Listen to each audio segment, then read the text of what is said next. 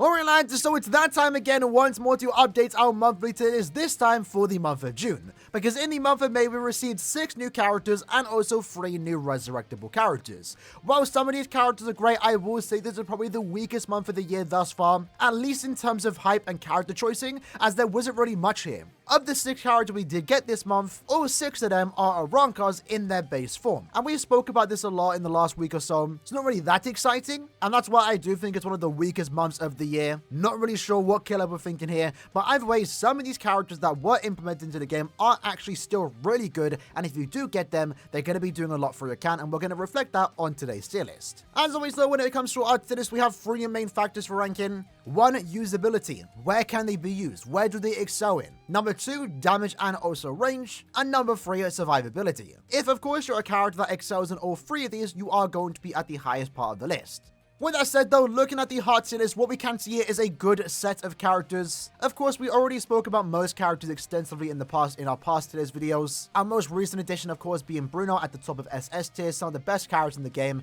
and SS tier in the hard attribute is absolutely stacked. Even the S tier has a great set of characters that you can definitely use for some of the harder content in this game. But when it comes to our newest addition in the hard attribute, we only received 1 new character, that being the new hidden version of Zarpro. Now, Zarpro is a very similar character in the way he was designed to someone like Cien, which I think is kind of cool because Cien is a clone of Zarpro. And as you can see, Cien is placed near the top of S tier, and despite Zarpro being released around 9 months later, unfortunately, Zarpro is kind of a worse version when compared to Cien. And in a way, Zarpro is only a character that really just makes Cien a better character if played together or linked to Cien. The reason for that is because both of these characters want to do damage by inflicting status ailments. In this case, Zarpro is Frenzy +1, a 40% Berserker, and when you inflict a status ailment, you're doing 120% more damage, which is actually really good.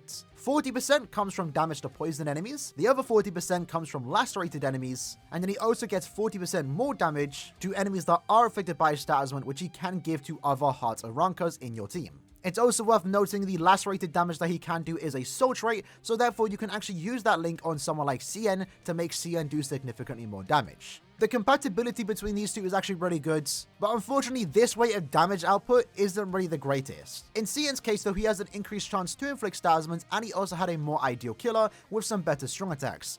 Zarpro unfortunately doesn't have that much going for him. Besides the 120% more damage to enemies that are affected by an ailment, that's really all he's got. Sure, every 5 seconds he has a 12% chance per enemy to inflict a status ailment, but that isn't as reliable when compared to something like Cien, who has an increased chance to inflict status ailments. That's overall going to be a lot better for you, and at the same time, Zarpro's killer isn't really that great, only being human killer. Sure, there are more content in the game that now does feature human enemies, but as of right now, it's definitely not a killer you want to see for an end of month character. I feel like he was missing one skill. Had he picked up something like SP boost plus 80% when inflicting a status ailment, maybe if he also had an increased chance to inflict status ailments, he would have been significantly better. As of right now, he's just an averagely good end of month character, which for end of month standards is actually quite bad.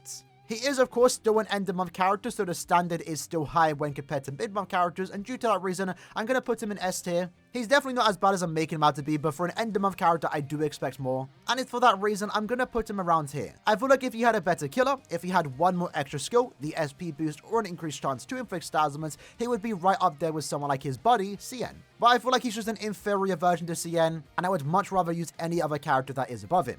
And that is essentially the hard tier list. A very short one, but let's move on to the next attribute. And our next attribute to look at is the power tier list. In this case, we received 2 new characters. The first one being Saruchi. She is a character that wants to be used in epic grade content. She increased the amount of links or potions you get, and also droplets. The droplet increase being her soul trait. So she's definitely a character you want to get in the future just for that aspect alone. And if you are a fan of this particular character, you definitely can make use of her in epic grade content, where she is actually a pretty decent character in. In my opinion, this is a character you realistically only want to use in epic grade content, and that is the best way to get the most out of her. The strong attacks that she does have are actually pretty good. Nothing super crazy, but for epic grade content, it is perfectly serviceable. So the main aspect of this character that we want to look at here, because she wants to be used in epic grades, is the damage output. And in her case, she has a 40% Berserker with Frenzy +1, 60% more damage to lacerated enemies, which she can inflict on every single attack, and this could be really good when paired with someone like Hensei, for example, one of the better characters to use in epic grade because of his damage output. But then Saruchi's damage output can get further increased if there are more Arankas in your lobby, because for every Aranka in your lobby, you get 10% more strong attack damage. So for herself, she's always getting that extra 10% strong attack damage, but with a full lobby of other Saruchis, for example, you're then getting 60% more Berserker, and that's really good. It's one of the reasons we put someone like Ilfor, for example, in S tier, because he pairs really well with someone like Grimmjow, who you do see quite often in epic grade content. The unfortunate thing for Saruchi is that she is, as of right now, the only Linkshot farmer that is an Aranka. Every other character you are using to farm epic raids are going to be Soripers or no affiliation characters. So she easily could have been an S tier character if there was more support for her, but unfortunately, there's not. And it's because of that I'm going to put in A tier, probably around here. Again, you're only really going to use it in epic grade content. I would not really ever take her out of epic grades, because other than that, she does not much going for her. The range is definitely lacking, and her kill effect is definitely less ideal, that being Squad 0 killer. But coincidentally, in the same month, 2 weeks later, we got another power Aranka that would have been her best friend if she was a Linkshot farmer. And the unfortunate thing is that this Neliel is a super Linkshot farmer. She's one of the few characters in the game to get +5 super Linkshot potions, but not +5 normal Linkshot potions. Had she been given that skill and having an extra really good support for epic grade content, that would have probably moved up Saruchi into S tier. Unfortunately though, that's not the case. But Neliel is an amazing character. We've already showcased it on the channel. She's really good, and the hype isn't really there for her because it is a base from Neliel, especially in the banner that she was released in. It's nothing super crazy, but Neliel is a character worth talking about, and the reason for that is because she has a lot going for her.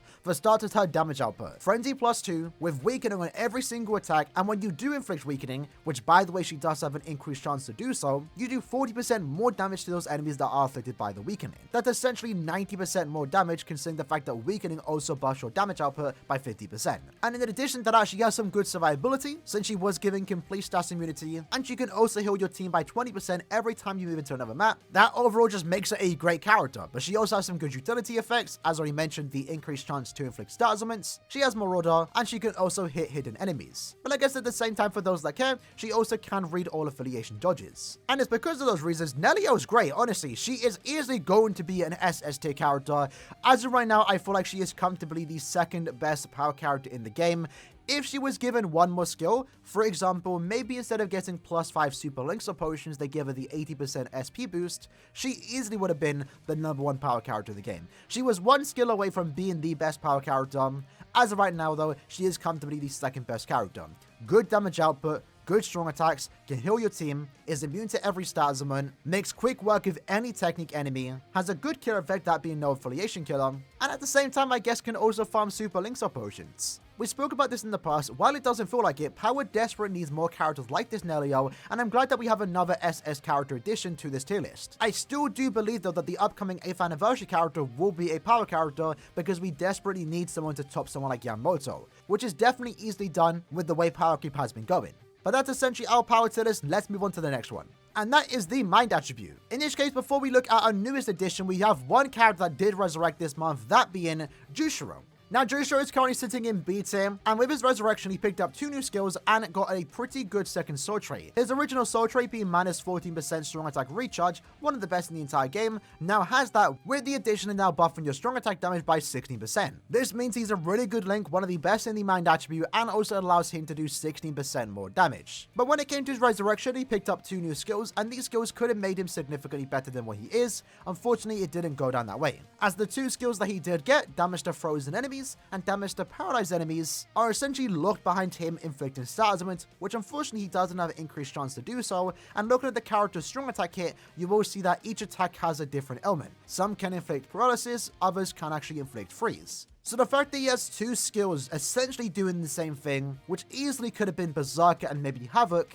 that would have made him good. Unfortunately, what we got really doesn't change much of his gameplay. Sure, he does, I guess, 36% more damage when you inflict the stat ailment, but essentially he plays the exact same way, and I don't know if it's much to actually increase him on our tier list. Maybe just above Soifon, but I think Soifon still has more going for him. So unfortunately, Jushiro is still staying in the same position. As for our newest character though, we have Dordoni. Now for a mid-month character, standards are definitely lower here, but I think Dodoni actually excels in a very unique niche, something that we've been asking for a very long time, that being an Espada killer with a boost SA2. When it comes to Guild Quest content, you usually want to have an SP character with a boost SA2, especially if you're trying to go for them fast runs. Unfortunately, when it came to the Espada weaker Guild Quest, there wasn't that many options, and this Dodoni is essentially Caleb's newest option for that. And the great thing about him is that he is designed to be used in Guild Quests, and the skills that he does have allow you to clear this particular Guild Quest a lot faster. For starters, when it comes to his damage output, he has a 60% Berserker with Frenzy +1, and also more damage, 30% in fact, when you are at full stamina. That for a mid-month character is actually quite good.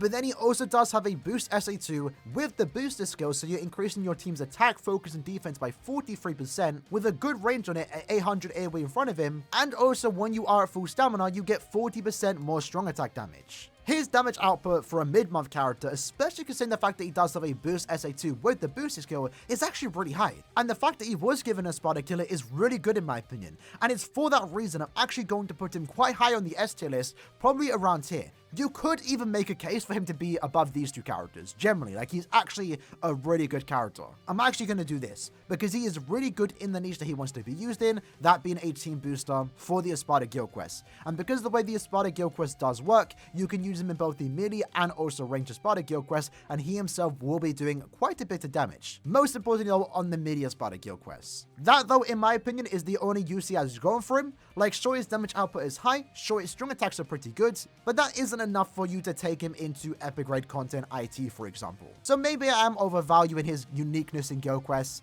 Maybe this is a better position for him. But as of right now, he is a great addition to the mind attribute, especially in the Espada Guild Quest. That's his niche, and he is the best at that. We've been desperately needing a character like him, and Dodoni fulfills that role. But with Dodoni on the list, that is all we have to talk about in the mind attribute. Of course, our three best mind characters are still Ichigo, Balgo and Osushi, and also Lisa. Once more, still expecting the second 8th anniversary character to be a mind character that can be really good and can solidify themselves as the best mind character in the game, which once more isn't that hard to do.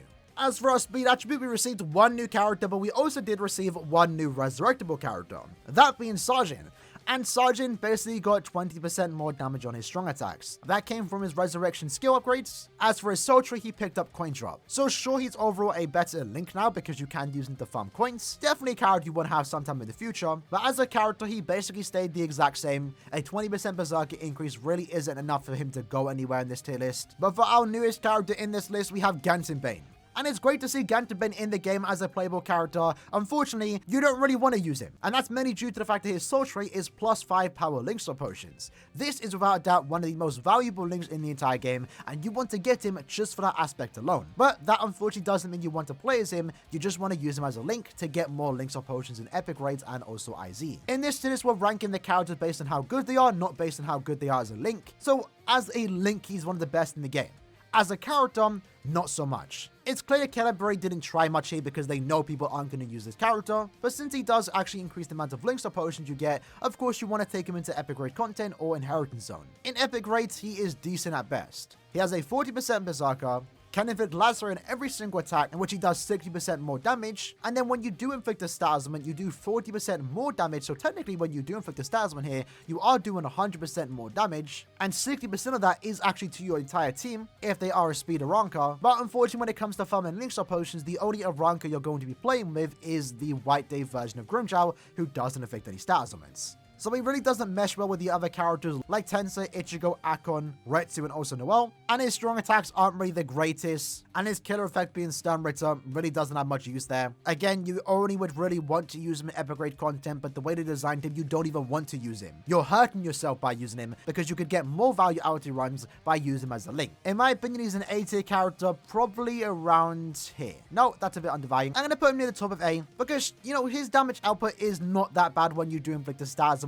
He's essentially getting 100% attack boost, and he can dodge Quincy enemies too, which is nice. But the fact that his biggest thing about him is the link aspect, it just overshadows how good of a character he actually is, which isn't really much. He's an SSS tier link, an A tier character, and that right there is the speed attribute. Let's move on to the next one. And that, of course, being the technique attribute I'll last for the video. In this case, our resurrected character of the month was Kensei, also at the top of D tier. And his upgrade really didn't change much. He essentially only picked up 17% more droplets as a skill, and while his soul trait was 20% DR, now being 16% more normal attack damage, he's a really good soul trait. One of the best links for other Brave Battle characters. Unfortunately, that really doesn't do much for him. He almost plays the exact same, and that's why he's staying in D tier. As for our newest character though, and unfortunately the last character to talk about, I say unfortunately because this character for an end of month character is quite mediocre. The reason why I say that is because he was designed to be used in guild quests. But the unfortunate thing about this Aaroniero is that usually when you're designed for a guild quest, you have the immunity that particular guild quest has. In this case, because he wants to be using the ranged to ranked guild quest, you would want to be immune to burn.